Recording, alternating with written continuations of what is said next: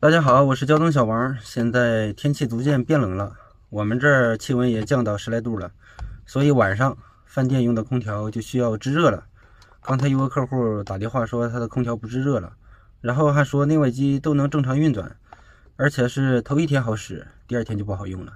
像这种情况一般都不是缺氟了，应该是压缩机启动不起来。他那个空调是个格力大3P的，遇到这种情况大部分是这个启动器坏了。一会儿咱们就到现场看看，如果真是它坏了，咱们就给它换一个这个，看看能不能像网友所说的，能要上400块钱。这个空调是个贵机啊，可不是个挂机。如果贵机能要上400，那说明啊，网友这个办法确实好用啊。现在已经到地方了，就是这个格力的大3P空调，一会儿打开试一下。制热26度，等了半天空调也不吹风啊。管不热的话，内机肯定不吹风的。一会儿上外机看一下，应该是压缩机启动不起来了。现在已经来到室外机了，大家可以看到这个室外机年头长了，烂得太厉害了，上面全是锈，一动都掉渣渣了。风机上也全是锈。压缩机的启动电容在下边啊，需要把这个盖儿打开才可以看到。现在盖儿已经打开了，这个电容是个50微法的。大3P的格力用了50微法，大家知道为什么呢？如果是22的冷媒啊，最好是60微法的。它这个是个410A 的冷媒，而且是个定频的空调。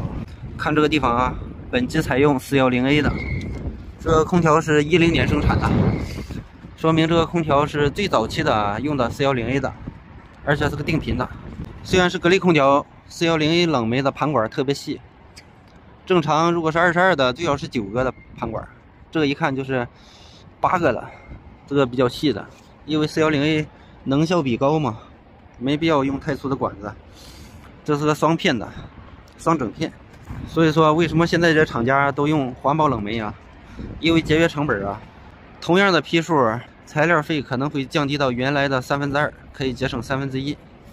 因为它这个环保冷媒，它这个能效比22的要高1/3啊，压缩机的体积也没有22的大。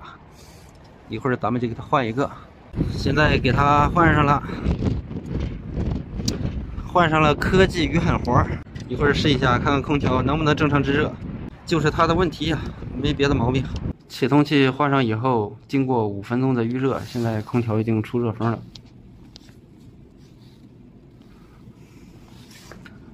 制热设定到30度。制热的时候，如果管不热呀，它是不会吹风的呀。现在已经开始吹风了，压缩机正常运转，完美搞定。一会儿下去和用户结账，要400块，看看能不能要出来。现在呢，格力的空调已经修好了，就是压缩机的启动器坏了，换了个启动器，跟客户报价400，然后客户给了350。大家觉得怎么样？好了，本期的视频就和大家分享到这里，咱们下期再见。